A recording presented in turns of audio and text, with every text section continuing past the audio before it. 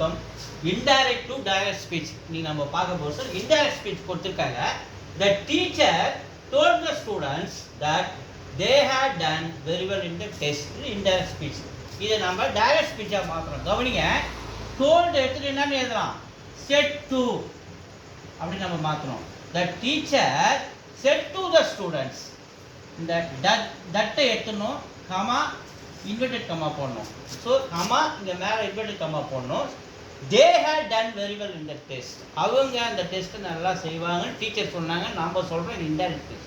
So teacher என்ன சொல்லியிருப்பாங்க, ஸ்டூடெண்ட்டை பார்த்து நீங்கள் நல்லா செய்வீங்க, இந்த நல்லா படித்து எழுதுவீங்க, அப்போ யூ ஹாவ் டன், நீங்கள் நல்லா செய்வீங்க டீச்சர் சொல்லியிருப்பாங்க.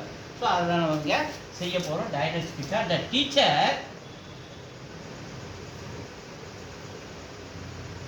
said to the students,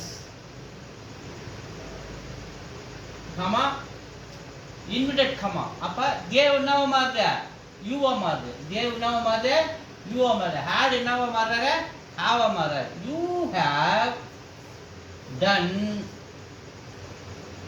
very well in the test.